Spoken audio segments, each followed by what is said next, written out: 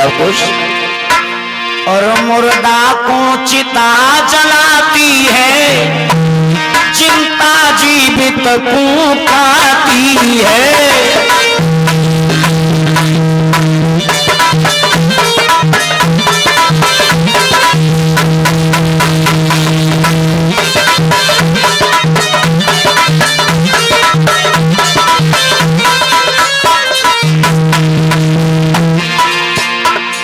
नारद ने समझा करके जवाब दिया, भोजराज कंस चिंता छोड़ो, चिंतन करो, समाधान निकलेगा तो उसका समाधान ढूंढने से निकलेगा। चिंता करने से व्यक्ति की उम्र घटती है, अपने शरीर को जर्जर कर लेता है। कोई भी समाधान भैया चिंता करने से नहीं मिलता।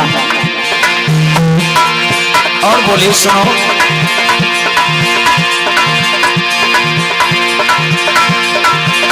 ये चिंता बड़ी चिता से है, नर को निर्जीव बनाती है। मुर्दा को चिता जलाती है, चिंता जीवितों को खाती है।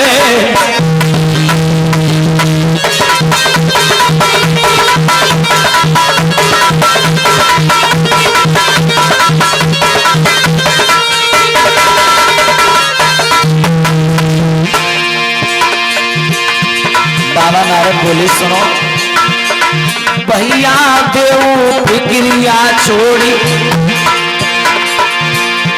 राजन देव फिक्रिया छोड़ी, प्रभु के गुण अब गाओ जी।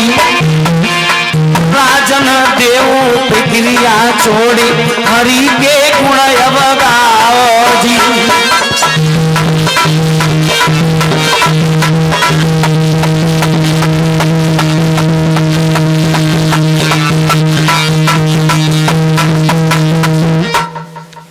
बाबा नारद ने समझाया, भोजराज कंस इतनी चिंता मत करो, चिंता करने से कुछ नहीं होता। कोई अगर शरीर में बीमारी है तो उसकी दवा कराओ, और हाँ अगर किसी शत्रु का आपको भय सता रहा है तो आप इतने कमजोर नहीं हो, बड़े हिष्ट-पुष्ट मजबूत हो और एक दमदार राजा हो, उसके ऊपर चढ़ाई करो, उसको पराजित कर दीजिए। चिंता करने का क्या कारण है? भोजराज कंस बोला, बाबा बात वो नहीं जो आप कह रहे हो, बात दूसरी है। बोले क्या? आप जानते हैं गोकुल में एक नंद नाम का अहीर रहता है, उसी के दो बालक हैं कृष्ण और बलराम, जिनको विद्वान लोग हमारा काल बताते हैं। उन दोनों को मरवाने के लिए मैंने अथक प्रयास किया, लेकिन अभी तक मेरा कोई भी प्रयास पूर्णतः सफल नहीं हुआ। बाबा कोई ऐसी युक्ति बताओ जिसके द्वारा वो दोनों मारे जाएं। जब वो दोनों मर जाएंगे तो मेरे कलेजा को ठंडक मिलेगी, मेरे जिंदगी का कांटा हमेशा हमेशा के लिए निकल जाएगा। बाबा बोले, जब कौन सी बड़ी बात है, ये बात है तो लो।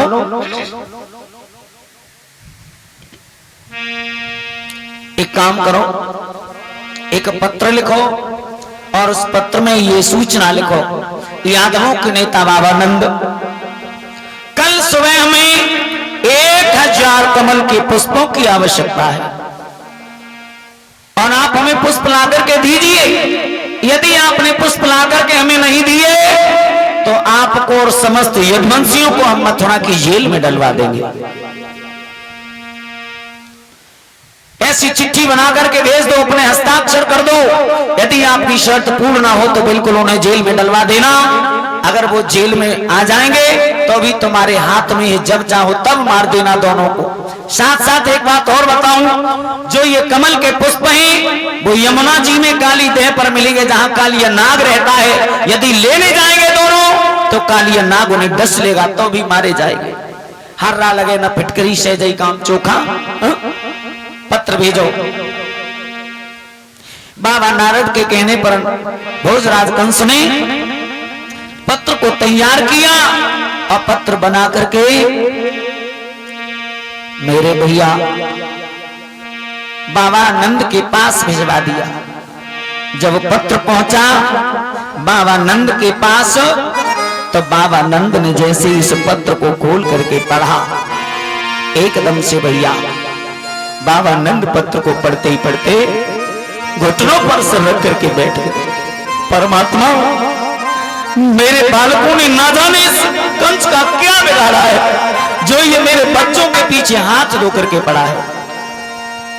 कब इस बैरी से हमारा छुटकारा होगा, कब इससे हमारा पीछा छूटेगा। बाबा नंद इतना ही नहीं भैया, बैठे बैठे रो गए। बाबा नंद जहां रो रहे थे वहीं मैया यशोदा पास में हुई और माता यशोदा ने आकर के देखा है तो बाबा की आंखों में आंसू। कोई भी पतिव्रता स्त्री अपने पति की आंखों में आंसू नहीं देख सकती। मैया यशोदा ने बाबा नंद से पूछ लिया, बाबा कारण क्या है, क्यों इतने उदास बैठे हो और आपकी आंखों में आंसू क्यों है। तो बाबा नंद बोले,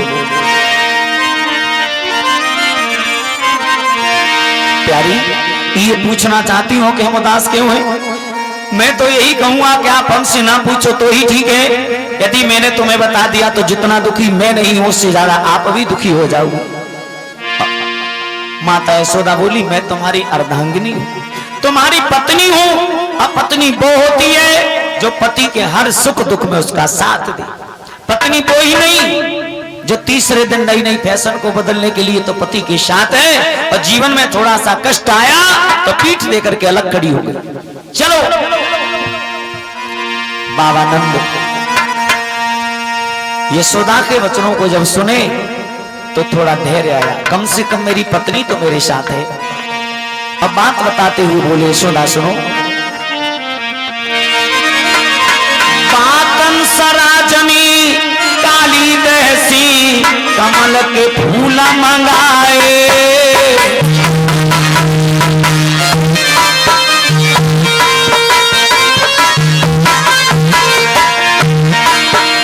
पातन सराजनी काली दहसी कमल के फूल मंगाए।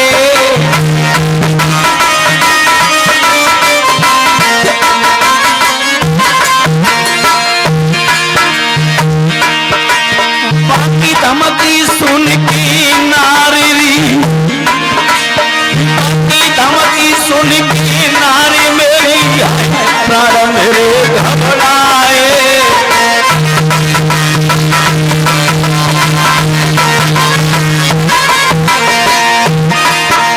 बाबा नंद बोले, कंसराज ने 1000 कमल के फूल मंगाए हैं जो काली देह पर मिलेंगे।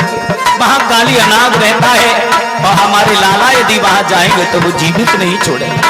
साथ साथ उसने धमकी भी दी है, यदि हमने उसको पुष्प नहीं पहुंचाए तो वो हमें और हमारे समस्त वंशियों को मथुरा की जेल में डाल देगा।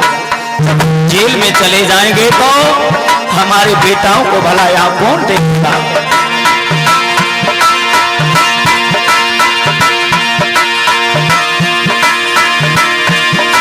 मेरी नार के मोको होई रहो दुख अपार, और ये सोचो नहीं करे तो पापी हमको देंगे मारी। कि हम तुम जेल में जाए लला मेरो पापे बटके, रानी हम तुम जेल में जाए कन्हैया मेरो बटके रो।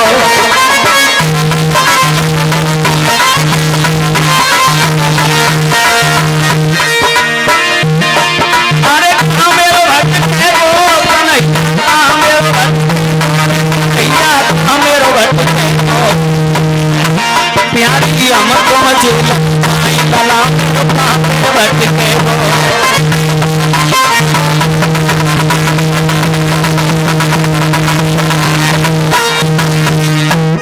आज मेरे भैया मैया यशोदा को पूरी बात जब बाबा नंद ने बताई तो भैया जितना चिंता में बाबा नंद नहीं थे उससे ज्यादा डबल चिंता में मैया यशोदा पड़ गई। जहां दोनों मैया और बाबा बैठे हुए थे खेलते खेलते भगवान कन्हैया बलदाऊ भैया दोनों मैया और बाबा के पास में आए। देखा है तो दोनों मैया और बाबा बड़े उदास बैठे हैं। जो संस्कारवान संतान होती है वो भी माँ बाप को दुखी नहीं देख सकती। दोनों के उतरे हुए चेहरे को देखा। भगवान कन्हैया बलदाऊ भैया पूछने लगे, मैया क्या बात है, घर में कोई परेशानी है क्या? आप उदास क्यों बैठी हो? और ये हमारे बाबा जो हमेशा हमारे साथ ठिठोली किया करते थे, आज ये भी बड़े उदास हैं, कारण क्या है? पूछ लिया। माँ